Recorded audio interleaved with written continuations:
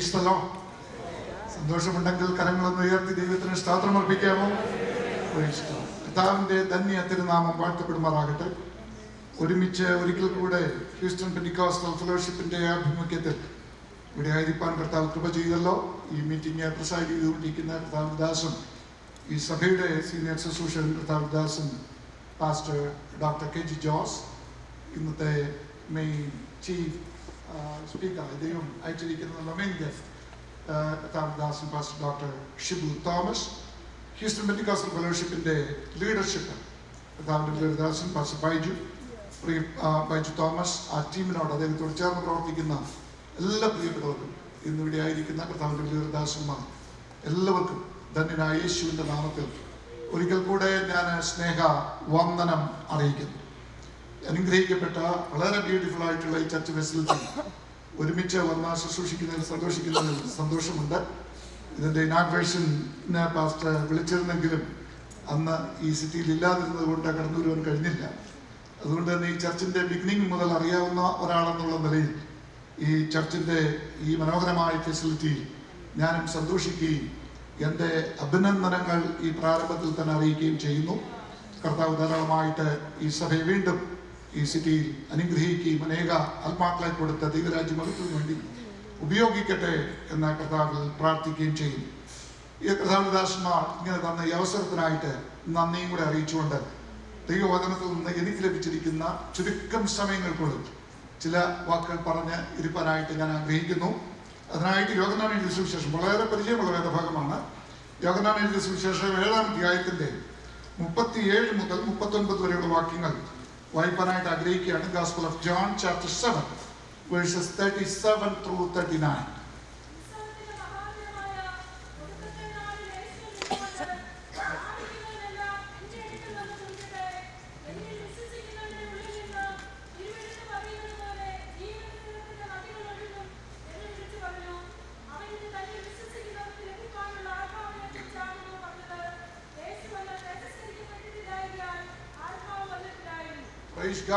വളരെ അനുഗ്രഹിക്കപ്പെട്ടതും സ്ഥിരമായി സംസാരിക്കുന്നതും കേൾക്കുന്നതുമായ ഒരു തിരുവചനമാണ്. ഇതിന്റെ പശ്ചാത്തലത്തിലേക്ക് ഒന്നും കിടക്കാനായിട്ട് സമയമില്ല. 7-ാം അധ്യായം വായിച്ചാൽ തന്നെ നമുക്ക് മനസ്സിലാകും. അതിന്റെ കോണ്ടെക്സ്റ്റ് എക്സ്പ്ലെയിൻ ചെയ്തിട്ടുണ്ട്. ആ കൂടാര പെരുന്നാളിന്റെ ഒരു കോണ്ടെക്സ്റ്റിൽ നിന്നുകൊണ്ടാണ് പറയുന്നത്. യഹൂദന്മാർക്ക് നൽകിക്കൊടുത്തിരിക്കുന്ന 7 പെരുന്നാളുകളിൽ ഏറ്റവും ഒടുവിലത്തെ പെരുന്നാളാണ് കൂടാര പെരുന്നാൾ, അല്ലെങ്കിൽ ദ ഫീസ്റ്റ് ഓഫ് ടാബർനാക്കിൾ. അത് നമുക്കറിയാനായിട്ട് സാധിക്കുന്നത്. പാസ് ഓവർ തുടങ്ങി ടാബർനാക്കിൾ വരെ ഉള്ള ഉത്സവങ്ങൾ അല്ലെങ്കിൽ ഫീസ്റ്റുകൾ, അതിനെപ്പറ്റി ഒന്നും വിശദീകരിക്കാനായിട്ട് ആഗ്രഹിക്കുന്നില്ല. ഈ കൂടാര പെരുന്നാളിന്റെ കാര്യം പറയുമ്പോൾ അതിന്റെ പ്രത്യേകത എന്ന് പറയുന്നത് എല്ലാവരും തന്നെ കഴിയുന്നിടത്തോളം ഏറ്റവും സന്തോഷത്തോടെ കടന്നു വന്നൊരു പിൽഗ്രിം ജേർണി നടത്തി തന്നെ കടന്നു വരുന്ന ഒരു ഉത്സവമാണ് ഈ ഉത്സവം എന്ന് പറയുന്നത്.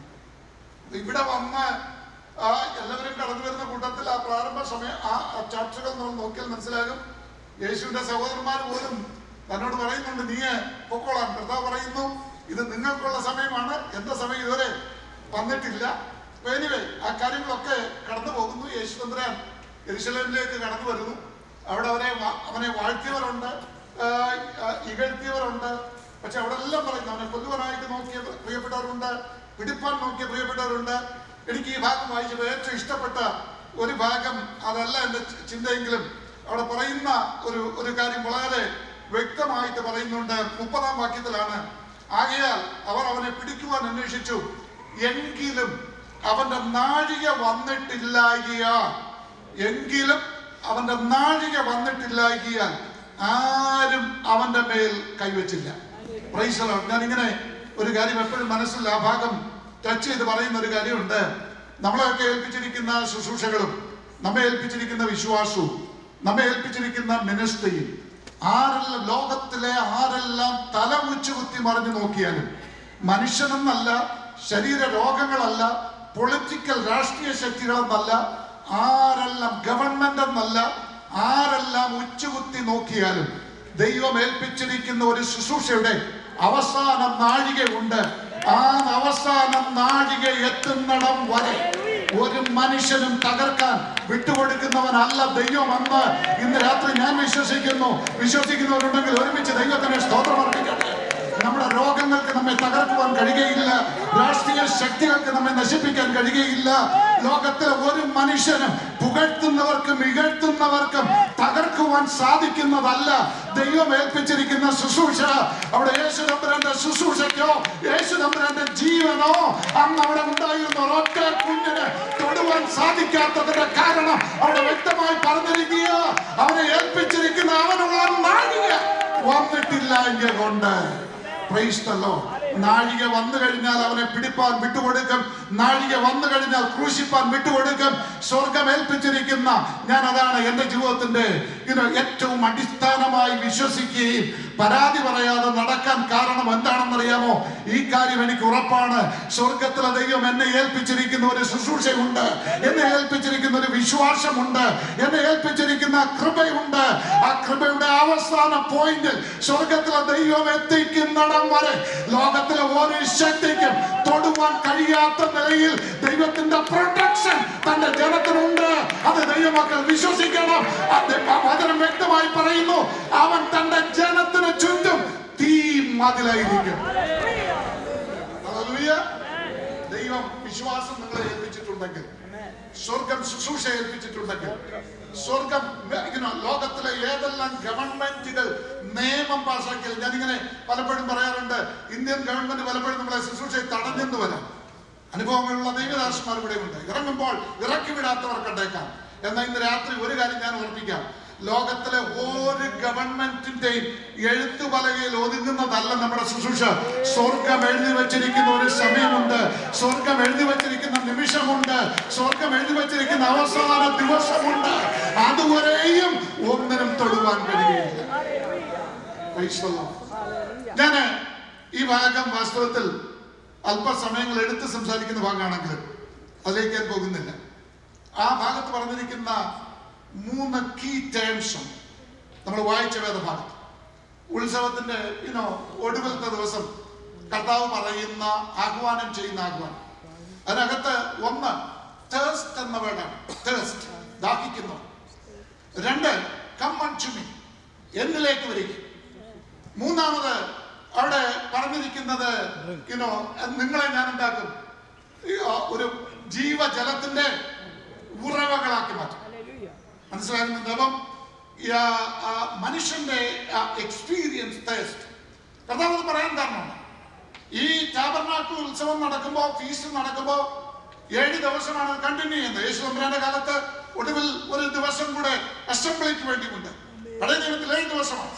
ഇതിന്റെ ഓരോ ദിവസവും അവിടെ കടന്നു വന്ന എല്ലാ പ്രിയപ്പെട്ടവരും അവരുടെ സുഖകരമായ വീടുമൊക്കെ വിട്ട് വന്ന് അവരുടെ വിൽഡർനെസിന്റെ എക്സ്പീരിയൻസിനെ കാണിക്കത്തക്ക നിലയിൽ മരങ്ങളൊക്കെ മുറിച്ച്, അല്ലെങ്കിൽ മരങ്ങളുടെ ചില്ലകൾ കൊണ്ട് റൂഫൊക്കെ പണിഞ്ഞ് ടെന്റിൽ താമസിക്കുന്ന, കൂടാരത്തിൽ താമസിക്കുന്ന ഒരനുഭവമാണ് ആദ്യത്തെ അനുഭവം. അത് മാത്രമല്ല, ആ അനുഭവത്തിലൂടെ പോകുമ്പോൾ തന്നെ രണ്ടാമത് അന്നുള്ള പുരോഹിതന്മാർ എന്ത് ചെയ്യണം? ശിലോ കുളത്തിൽ ചെന്ന് ആ ഗോൾഡൻ പിക്ചറിലെ വെള്ളം എടുത്തുകൊണ്ട് വന്നിട്ട് വാൾട്ടറിന്റെ സമീപത്ത് ഒഴിക്കണം. ഓരോ പ്രാവശ്യം ഒഴിച്ചു കഴിയുമ്പോൾ ഈ പിക്ചർ എംറ്റിയാണ്. ഇങ്ങനെ ഇത് കണ്ടിന്യൂ ചെയ്തുകൊണ്ടേയിരിക്കണം. ഓരോ പ്രാവശ്യവും ഇവിടെ ഇത് ഒഴിച്ച റിച്വലിസ്റ്റിക് ആയിട്ട് ഒഴിച്ചുകൊണ്ടിരിക്കുമ്പോൾ തന്നെ അവിടെ ഭയങ്കര ആരാധനയും പാട്ടും സ്തോത്രവും സ്തുതിയും ഒക്കെ നടക്കുകയാണ്. ജനം അവിടെ വ്യക്തമായി അതിന്റെ ചടങ്ങ് എങ്ങനെയാണ്? എല്ലാവരും ആരാധിക്കും, മഹത്വപ്പെടുത്തും, സ്തുതിക്കും. ഈ കാര്യങ്ങളൊക്കെ വിശദീകരിച്ച് പറയാൻ ഉണ്ടെങ്കിലും അതിലേക്ക് പോകുന്നില്ല. അപ്പൊ ഈ എക്സ്പീരിയൻസുകൾ ഇവിടെ ഇങ്ങനെ നടന്നുകൊണ്ടേയിരിക്കും. മാറി മാറി മാറി ഇതിന്റെ അനുഭവങ്ങൾ, പിന്നെയും കാര്യങ്ങൾ എക്സ്പ്ലെയിൻ ചെയ്യാനുണ്ട്. പക്ഷേ ഇതിനിടയിൽ ഈ ചടങ്ങുകളൊക്കെ നടക്കുമ്പോൾ, ഈ ആരാധനയും ഈ പാട്ടുകളും ഈ സംഗീതങ്ങളും മ്യൂസിക്കുകളും ഒക്കെ നടക്കുമ്പോൾ കർത്താവ് തന്റെ കണ്ണുകൊണ്ട് നോക്കിയപ്പോ ഈ വലിയ പുരുഷാരത്തിന്റെ ഇടയിൽ ഇതുവരെയും ദാഹം ശമിക്കാത്ത പല പ്രിയപ്പെട്ടവരുണ്ട്. ചടങ്ങുകൾ കൊണ്ട് ഒതുക്കാൻ പറ്റാത്ത, ചടങ്ങുകളുടെ പാട്ട് കൊണ്ട് ഒതുക്കാൻ പറ്റാത്ത, മ്യൂസിക് കൊണ്ട് ഒതുക്കാൻ പറ്റാത്ത, റിച്വലിസ്റ്റിക് ആയിട്ടുള്ള ആരാധന കൊണ്ട് ഒതുക്കാൻ പറ്റാത്ത, ദാഹിച്ചു നിൽക്കുന്ന, മെഷിയ ആരം അന്വേഷിച്ചു നിൽക്കുന്ന ഒരു കൂട്ടം ജനത്തെ ഈ വലിയ പുരുഷാര കൂടാരത്തിന്റെ നടുവിൽ എന്റെ കർത്താവ് കാണുവാൻ കൊണ്ടമിടിയായി. കർത്താവ് ഈ ദാഹിക്കുന്ന ജനത്തെ നോക്കിക്കൊണ്ട് പറഞ്ഞു, നിങ്ങൾ ഈ ചടങ്ങ് കൊണ്ട് ഒതുങ്ങാത്തവ, പാട്ടുകൊണ്ടോ ആരാധന കൊണ്ടോ മ്യൂസിക് കൊണ്ടോ ദാഹത്തെ ഒതുക്കാൻ പറ്റാത്ത പ്രിയപ്പെട്ടവർ, നിങ്ങൾക്ക് ഞാനൊരു ഇൻവിറ്റേഷൻ തരികയാ. നിങ്ങൾ എത്രമാത്രം ലോങ് ചെയ്യുന്നെങ്കിൽ കടന്നുവാ. നിങ്ങൾ ദാഹിക്കുന്നവൻ ഞാനാണെന്ന് പരസ്യമായി വിളിച്ചു പറയുക. ഇന്ന് രാത്രി ഞാൻ വിളിച്ചു പറയട്ടെ പ്രിയമുള്ളവരെ, നമ്മുടെയൊക്കെ ആരാധന മണ്ഡലങ്ങളിൽ, ചർച്ചുകളിൽ, കൺവെൻഷനുകളിൽ ചടങ്ങുകൾ ധാരാളം നടക്കാം, പാട്ടുകൾ നടക്കാം, മ്യൂസിക്കുകൾ നടക്കാം, കീബോർഡിന്റെ ശബ്ദം ഉയരാം, ഡ്രമ്മുകൾ അടിക്കാം, റിച്വലിസ്റ്റിക് ആയിട്ട് കൈയടിക്കാം, ആരാധന ഉണ്ടാകാം, ഇമോഷണലി ദൈവത്തിന് സ്തോത്രം ചെയ്തെന്ന് വരാം. എന്നാൽ ആ ചടങ്ങുകളല്ല സ്വർഗത്തിലെ ദൈവം നോക്കുന്നത്. സ്വർഗത്തിലെ ദൈവം നോക്കുന്നത് ആ ചടങ്ങുകൾ നടക്കുമ്പോൾ ദൈവ സാന്നിധ്യത്തിനായി ദാഹിക്കുന്ന, ദൈവ സാന്നിധ്യത്തിനായി ആവലോടെ ലോക്ക് ചെയ്യുന്ന ഒരു വ്യക്തിയെങ്കിലും ഉണ്ടെങ്കിൽ അവരെ കാണുന്ന ഒരു ദൈവമുണ്ട്. സ്വർഗത്തിലെ ദൈവം അങ്ങനെയുള്ള വ്യക്തികളെ നോക്കിയാണ് ഇൻവിറ്റേഷൻ കൊടുക്കുന്നത്. ഈ ട്രൂ ലൈഫ് ചർച്ചിന്റെ ഹോളിൽ ഇന്ന് HBF കൺവെൻഷനായിട്ട് കടന്നു വന്നിരിക്കുമ്പോഴും നല്ല പാട്ടുകൾ ഇവിടെ നടന്നു, നല്ല പ്രസംഗങ്ങൾ നടന്നേക്കാം, ലീഡർഷിപ്പ് നല്ല ലീഡിങ് ഇവിടെ നടന്നു, നല്ല ഡ്രംസ് ഉണ്ട്, നല്ല വർഷിപ്പ് ഇവിടെ നടന്നു. എന്നാൽ അതിലുപരി സ്വർഗത്തിലെ ദൈവം ഇന്ന് രാത്രി നോക്കുന്നത് ആ മ്യൂസിക്കിന്റെ ആരവത്തേക്കാൾ, കീബോർഡിന്റെ ഭംഗിയേക്കാൾ കർത്താവ് ഇന്ന് രാത്രി അനുഗ്രഹിക്കാൻ ആഗ്രഹിക്കുന്നത് ഹൃദയംഗമായി ദൈവ സാന്നിധ്യത്തിനായി ദാഹിക്കുന്ന ദൈവ ജനമുണ്ടെങ്കിൽ അവരെ അനുഗ്രഹിപ്പാൻ എന്റെ കർത്താവ് ഈ ഹോളിൽ ഇറങ്ങി വന്നിട്ടുണ്ട്. വിശ്വസിക്കുന്നെങ്കിൽ ഒരുമിച്ച് ദൈവത്തിന് സ്തോത്രം അർപ്പിക്കട്ടെ. ദാഹത്തോടെ വന്ന ഒരൊറ്റ കുഞ്ഞും നിരാശയോടെ പോകേണ്ടി വരില്ല. ദാഹത്തോടെ വന്ന ഒരൊറ്റ കുഞ്ഞും വെറും കൈയോടെ പോകേണ്ടി വരില്ല. ഇന്ന് നിങ്ങൾ ദാഹത്തോടെ വന്നെങ്കിൽ ഉറവകളായി തിരിച്ചു പോകത്തക്ക നിലയിൽ അത്ഭുതം ചെയ്യാൻ കഴിവുള്ളവരാണ് നമ്മുടെ കർത്താവ്. ദാഹത്തോടെ വന്നിരിക്കുന്ന പ്രിയപ്പെട്ട അടുത്തത് അത് തന്നെ വേറെ ഭാഗങ്ങൾ ഒത്തിരി പറഞ്ഞു പോകാനായിട്ടുണ്ട്, അതിലേക്ക് പോകുന്നില്ല. രണ്ടാമത്തെ ഇൻവിറ്റേഷനാണ്. ദാഹിക്കുന്നവർ കം അൺടു മീ. ആ ടെമ്പിളിൽ നിന്നുകൊണ്ട്, അതിന്റെ പരിസരത്തിൽ നിന്നുകൊണ്ട് പറയുമ്പോ കർത്താവ് പറഞ്ഞില്ല കം ടു ദ ടെമ്പിൾ. അങ്ങനെയാണോ പറഞ്ഞത്? ദേവാലയത്തിൽ വരാനല്ല പറഞ്ഞു. കം ടു ദ ചർച്ച് എന്നല്ല പറഞ്ഞു, കം ടു റിച്വൽസ് എന്നല്ല പറഞ്ഞത്. നല്ല ചടങ്ങിന്റെ ആരാധന അതിലേക്ക് വരാനല്ല പറഞ്ഞത്. കർത്താവ് പറഞ്ഞ ഒരൊറ്റ കാര്യം ഇത്രേ ഉള്ളൂ, കം അൺടു മീ. ഇന്ന് രാത്രി ഇവിടെ ഇരിക്കുന്ന ദൈവമക്കൾ മറ്റെല്ലാം മറന്ന് ക്രിസ്തുവിനെ നമ്മുടെ സെന്ററാക്കാൻ തയ്യാറാണെങ്കിൽ, യേശുവിനെ നമ്മുടെ കേന്ദ്ര ബിന്ദുവാക്കാൻ തയ്യാറാണെങ്കിൽ, ചർച്ചിനേക്കാൾ, ചടങ്ങിനേക്കാൾ, മതത്തെക്കാൾ, ട്രഡീഷനേക്കാൾ, പാരമ്പര്യത്തെക്കാൾ, നമ്മുടെ ശുശ്രൂഷയേക്കാൾ, ഹല്ലേലൂയ, ദൈവം തന്നിരിക്കുന്ന ആത്മിക മണ്ഡലത്തിലുള്ള ശുശ്രൂഷയേക്കാൾ നമുക്ക് വേണ്ടത് ക്രിസ്തുവിനെ കേന്ദ്ര ബിന്ദുവാക്കാൻ തയ്യാറുള്ള ദൈവമക്കളെയാണ് സ്വർഗം ഉപയോഗിക്കാൻ ആഗ്രഹിക്കുന്നത്. ക്രിസ്തുവിനെ, അത് IPC അല്ല, ട്രൂ ലൈറ്റ് അല്ല, ചർച്ച് കോട്ടല്ല, ഷാരോനല്ല, ക്രിസ്തുവിനെ നമ്മുടെ സെന്ററാക്കാൻ. ക്രിസ്തു സെന്ററില്ലാത്ത ആരാധന എത്ര അടുത്തുണ്ട്?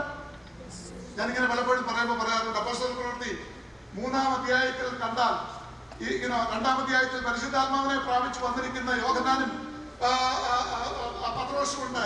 അവര് കടന്നു വരുമ്പോ പണ്ട് പല സന്ദർഭങ്ങളിൽ ആദ്യമായിട്ടല്ല അവരോട് വരുന്നത്, പണ്ട് ഒത്തിരി പ്രാവശ്യം വന്നുകൊണ്ടിരിക്കുന്നതാണ്. അകത്ത് നല്ല സൂപ്പർ ആരാധന നടക്കുന്നുണ്ട്. ഇന്നത്തെ ഭാഷയെ പറഞ്ഞ നല്ല ധൂപക്കുറ്റിയുണ്ട്, പൂജകളുണ്ട്, ആരാധനയുണ്ട്, പുരോഹിതന്മാരുടെ ചൊല്ലുകളുണ്ട്, സർവ്വതും യെരൂശലേം ദേവാലയത്തിൽ നടക്കുന്നുണ്ട്. പക്ഷെ മുടന്തനായി തന്നെ അവിടെ ഇരിപ്പുണ്ട്. അന്ന് കണ്ട മുടന്തനായി തന്നെ ഇരിപ്പുണ്ട്. പക്ഷെ പണ്ട് കണ്ടതിൽ നിന്ന്, പണ്ട് വന്നതിൽ നിന്ന് വ്യത്യസ്തരായിട്ടാണ് പത്രോസ് യോഹന്നാനും ഇപ്പോൾ വരുന്നത്. കാരണം അപ്പോസ്തല പ്രവൃത്തി 2-ാം അധ്യായത്തിൽ ഒരു സംഭവം സംഭവിച്ചു. അത് പരിശുദ്ധാത്മ നിറവിനാൽ അവർ നിറഞ്ഞു. ആത്മസ്നാനത്താൽ നിറഞ്ഞ ശേഷം ഇറങ്ങി വരുമ്പോൾ ചർച്ചിനകത്തുള്ള ശുശ്രൂഷയിൽ നടക്കാത്തത് ആത്മ നിറവുള്ള ദൈവമക്കളെ കൊണ്ട് അത്ഭുതം പ്രവർത്തിക്കുന്ന ഒരു ദൈവമുണ്ടെന്ന് ഇന്ന് രാത്രി ദൈവമക്കൾ തിരിച്ചറിയണം. നിങ്ങൾ എന്നിലേക്ക് വരുവിൻ. എന്നിലേക്ക് റിച്വൽസിനേക്കാൾ, ട്രഡീഷനേക്കാൾ, ചടങ്ങിനേക്കാൾ, സഭയേക്കാൾ, മതത്തേക്കാൾ എന്നിലേക്ക് വരുവിൻ. കുമ്മനാട്ടിയല്ല എന്നല്ല പറഞ്ഞത്. മുളക്കുഴ ചെല്ലാനോ പുനലൂർ ചെല്ലാനോ അല്ലെങ്കിൽ വേറെ എവിടെങ്കിലും ചെന്നാൽ നിങ്ങളെ ഉറവകളാക്കി വിടാമെന്നല്ല പറഞ്ഞത്. ഒരു സഭയ്ക്കും ഞാൻ വിളിച്ചു പറയട്ടെ, നമ്മൾ ഓരോ സഭകളിൽ ദൈവം നമ്മെ ശുശ്രൂഷയ്ക്കാക്കിയിട്ടുണ്ടെങ്കിൽ ഒരു സഭയ്ക്കും നമ്മെ അഭിഷേകം ചെയ്യാൻ പറ്റത്തില്ല. ഒരു സഭയ്ക്കും അഭിഷേകം ചെയ്യാൻ പറ്റില്ല. ഒരുപക്ഷെ ഓർഡർ ചെയ്ത് മാറ്റാൻ പറ്റിയേക്കാം. എന്നാൽ ദൈവിക ശുശ്രൂഷയ്ക്കായിട്ടുള്ള അഭിഷേകം തരേണ്ടത് നമ്മുടെ നാഥനായ ക്രിസ്തു മാത്രമാണ്. അവന് മാത്രമേ ആ പരിശുദ്ധാത്മാവിന്റെ അഭിഷേകത്തെ നമ്മെ നിറപ്പാനായിട്ട് കഴിയൂ. മറ്റേ കാര്യം ഇവിടെ പറഞ്ഞ് പറയാ, നിങ്ങൾ റെസ്പോണ്ട് ചെയ്യുക. ആ ഇൻവിറ്റേഷനിൽ നിങ്ങൾ റെസ്പോണ്ട് ചെയ്യുക. നിങ്ങൾക്ക് വെള്ളം തന്നു വിടാമെന്നല്ല പറഞ്ഞു. വെള്ളം തന്നു വിടാമെന്നാണോ പറഞ്ഞത്? അല്ല. കർത്താവ് പറഞ്ഞു, ഞാനാ ജീവജലനദിയുടെ സോഴ്സ്. ലോകത്തിൽ ഒരൊറ്റ കുഞ്ഞിനെ തരാൻ പറ്റാത്ത കാര്യം ഞാൻ പിതാവിനോട് ചോദിക്കാൻ പോവാം. പിതാവിനോട് ചോദിച്ചിട്ട് പരിശുദ്ധാത്മാവിനെ, ഞാൻ കഴിഞ്ഞ ആഴ്ചകൾ ഞങ്ങളുടെ ചർച്ചയിൽ പറഞ്ഞപ്പോ ഇപ്രകാരം പറഞ്ഞു, കർത്താവ് 14-ാമത്തെ ആഴ്ച പറഞ്ഞു, ഞാനങ്ങ് പോകുകയാണ്, പോയി കഴിഞ്ഞാൽ ഞാൻ സ്ഥലം ഒരുക്കും, മടങ്ങി വരും, നിങ്ങളെ അവിടെ കൊണ്ടുപോകും. എന്തൊരു സന്തോഷം, അങ്ങ് കൊണ്ടുപോകുന്നു പറഞ്ഞാൽ. പക്ഷെ ശിഷ്യന്മാർക്കുള്ള ചോദ്യം അതല്ല. അവരുടെ ചോദ്യം, കർത്താവേ ശരിയാ, ഇപ്പം നീ ഞങ്ങളുടെ കൂടെ ഉണ്ട്, കുറച്ച് നാൾ കഴിയുമ്പോൾ നീ മടങ്ങിയും വരും, സ്ഥലമൊക്കെ ഒരുക്കി ഞങ്ങൾ അവിടെ കൊണ്ടുപോകും. പക്ഷെ ഇതിന്റെ ഇടയ്ക്ക് ഞങ്ങൾ എന്തോ, നീ ഇപ്പം ഞങ്ങളുടെ കൂടെ ഉണ്ട്, മടങ്ങി വരും, സ്ഥലം ഒരുക്കും, അത് ഞങ്ങൾക്ക് തരാമെന്നും പറഞ്ഞു. പക്ഷെ നീ വരുന്നിടം വരെ ഞങ്ങൾ എന്തോ. കർത്താവ് പറഞ്ഞു, ഒരു നാളും ഞാൻ നിങ്ങളെ അനാഥരായി വിടുകയില്ല. ഞാൻ കടന്നു പോയിട്ട് പിതാവിനോട് ചോദിക്കും. പിതാവിനോട് ചോദിച്ചിട്ട് പരിശുദ്ധാത്മാവെന്ന കാര്യസ്ഥനെ ഞാൻ വാങ്ങി നിങ്ങൾക്ക് അയച്ചു തരും. ഞാൻ സ്വർഗാരോഹണം ചെയ്യുന്ന നിമിഷം മുതൽ ഞാൻ മടങ്ങി വരുന്നിടം വരെ ഞാൻ എങ്ങനെ നിങ്ങളെ കരം പിടിച്ചോ അതുപോലെ കരം പിടിക്കാൻ, ഞാൻ നിങ്ങളെ എങ്ങനെ വഴി നടത്തിയോ അതുപോലെ വഴി നടത്താൻ, ഞാൻ നിങ്ങളെ എങ്ങനെ അഭിഷേകം ചെയ്തോ അതുപോലെ അഭിഷേകം ചെയ്യാൻ, ഞാൻ നിങ്ങളെ എങ്ങനെ പഠിപ്പിച്ചോ അതുപോലെ പഠിപ്പിക്കാൻ, ഞാൻ നിങ്ങളെ എങ്ങനെ ഒരുക്കിയോ അതുപോലെ ഒരുക്കാൻ, നിങ്ങളുടെ കൂടെ നടക്കാൻ പരിശുദ്ധാത്മാവിനെ ഞാൻ തരും. നിങ്ങൾ ഇങ്ങോട്ട് വന്ന് റെസ്പോണ്ട് ചെയ്തു, ഞാനാണ് സോഴ്സ്. എന്നിൽ നിന്ന് നിങ്ങളിലേക്ക് ഈ നദിയെ മുഴുവൻ കുടത്തിൽ കൊണ്ടുവന്നിട്ട് ഒഴുക്കി കഴിയുമ്പോ കാലിയാകുന്ന പരിപാടിയല്ല. ടാബർനാക്കിലെ ഫീസ്റ്റില് കുടത്തിൽ നിന്ന് വെള്ളം കൊണ്ടുവന്ന് ഒഴിച്ചു കഴിയുമ്പോ കാലിയാകുന്ന പരിപാടിയല്ല. പകരം ഈ ഒറിജിനൽ സോഴ്സ് ആകുന്ന എന്നിൽ നിന്ന് ആത്മാവിനെ നിങ്ങളിലേക്ക് വരും. എന്നിട്ട് നിങ്ങൾ ഉറവാളായി നിങ്ങളുടെ നിറഞ്ഞ് കവിഞ്ഞിട്ട് നിങ്ങൾ പുതിയ ദൈവത്തിൽ ഒരു ശുശ്രൂഷ ചെയ്യാൻ പോവുകയാണ്. നിങ്ങൾ ഈ നദിയായിട്ട് മാറി, നിങ്ങൾ ഈ ഉറവയായിട്ട് മാറിയിട്ട് നിങ്ങൾ കടന്ന് ചെല്ലുന്നിടത്തല്ല ദാഹിച്ചിരിക്കുന്ന ആരുണ്ടോ, ദാഹത്തോടിരിക്കുന്ന ആരുണ്ടോ അവർക്കും കോരി കുടിക്കത്തക്ക നിലയിൽ നിങ്ങളെ ഞാൻ ഉറവയാക്കി മാറ്റാൻ പോകുക. ഇന്ന് രാത്രി ഇവിടെ ഇരിക്കുന്ന ദൈവമൈതലേ, തുടർന്ന് നാം ഇവിടുന്ന് ആരാധിക്കുമ്പോൾ, വചനം കേൾക്കുമ്പോൾ ദൈവത്തോട് ഇങ്ങനെ പ്രാർത്ഥിക്കണം. എന്റെ ദാഹം തീർക്കാൻ വേണ്ടി മാത്രമല്ല, പകരം ഞാൻ കടന്നു ചെല്ലുന്നിടത്തൊക്കെ ദാഹിക്കുന്ന ആരുണ്ട്, വിശക്കുന്ന ആരുണ്ട്, ക്ഷീണിച്ചിരിക്കുന്ന ആരുണ്ട്, അവരുടെ ദാഹം തീർക്കത്തക്ക നിലയിൽ എന്നെ ഒരു ഉറവയാക്കി മാറ്റണമേ. പ്രാർത്ഥിക്കാൻ എത്ര പേര് തയ്യാറാകും? ഒരുമിച്ച് ദൈവത്തിൽ നിന്ന് സ്തോത്രം ചെയ്യാമോ?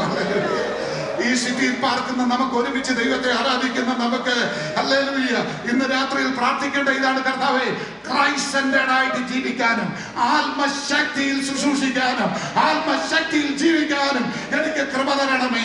ഞാൻ കടന്നു ചെല്ലുന്നിടത്ത് ഒരൊറ്റ കുഞ്ഞു പോലും ദാഹിക്കേണ്ട അവസ്ഥ വരരുത്.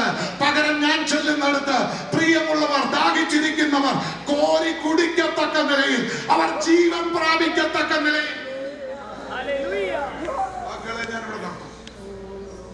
ഈ ഒഴുകുന്ന കവിഞ്ഞൊഴുകുന്ന നദിയുടെ പ്രത്യേകത എസ്കേൽ പ്രവൃത്തി പങ്കിട്ടു. അത് ചെല്ലുന്നിടത്തല്ല, ചുമ്മാ ഞെട്ടി ഞെട്ടി ആത്മാവിലായിക്കൊണ്ടിരിക്കുന്നവർ തുള്ളിച്ചാടുന്നു. പലപ്പോഴും പ്രവാചകൻ വരുമ്പോ പേടിച്ച് ഞെട്ടുന്ന പരിപാടി ഉണ്ടല്ലോ, ആ ഞെട്ടി ഞെട്ടി പറയുന്ന അതാ ചലിക്കുന്ന. എന്നോട് ചേർത്ത് പറഞ്ഞേ, എന്തെങ്കിലും ഒരല്പ ശ്വാസമെങ്കിലും ഉണ്ടെങ്കിൽ, അല്പചലനം ഉണ്ടെങ്കിൽ അവരെല്ലാവരും ജീവൻ പ്രാപിക്കത്തക്ക നിലയിൽ ശക്തി ഉള്ളതാണ് ദൈവമക്കളിൽ പകർന്നിരിക്കുന്ന ആത്മനദി എന്ന് ഇന്ന് രാത്രി നമ്മൾ മനസ്സിലാക്കണം. നീ നിസ്സാര വേലക്കാരനല്ല, സാധാരണ മനുഷ്യനല്ല. നിന്റെ ഉള്ളിൽ പകർന്നിരിക്കുന്ന ആത്മശക്തിക്ക് മറ്റുള്ളവരെ ചലിപ്പിക്കാൻ മാത്രമല്ല, ജീവൻ വെപ്പിക്കത്തക്ക നിലയിൽ അതിന് ശക്തിയുണ്ട്. ആ നദിയായി തീരാൻ കർത്താവേ എനിക്ക് കൃപ തരണം. ഹല്ലേലൂയ. ആത്മശക്തിയുടെ നദിയായി തീരാൻ എനിക്ക് കൃപ തരണമെന്നുള്ള പ്രാർത്ഥന ദൈവസന്നിധിയിൽ നമുക്ക് പ്രാർത്ഥിക്കാം. ഇന്ന് രാത്രി ഇവിടെ ഇരിക്കുമ്പോൾ തുടർന്ന് കർത്താവിന്റെ ദാസൻ ശക്തമായ ദൈവ അഭിഷേകത്തോടെ ഈ കാലഘട്ടങ്ങൾ ഉപയോഗിച്ചുകൊണ്ടിരിക്കുന്ന ദൈവദാസനാണല്ലോ. ആ കർത്താവിന്റെ ദാസൻ ശുശ്രൂഷിക്കും, ഇവിടെ മറ്റു ശുശ്രൂഷകളിലൂടെ നടക്കും. സമയത്തൊക്കെ നമ്മൾ പ്രാർത്ഥിക്കേണ്ട ഇതാണ്: കർത്താവേ, എന്നെ ആ ഒരു ദാഹം എനിക്ക് തരണേ. കർത്താവിലേക്ക് ഒന്ന് കടന്നു വരാനായിട്ട് ആ ദാഹം എനിക്ക് തരണമേ. കർത്താവേ, ഞാൻ ദാഹിച്ച് അങ്ങയുടെ ഇൻവിറ്റേഷന് മുൻപാകെ എന്നെ തന്നെ സമർപ്പിക്കുമ്പോൾ എന്നെ ഒരു നദിയായി മാറ്റണമേ. ഞാൻ തൃപ്തി പ്രാപിക്കുക മാത്രമല്ല, എന്നിലൂടെ മറ്റുള്ളവർ ജീവൻ പ്രാപിക്കട്ടെ.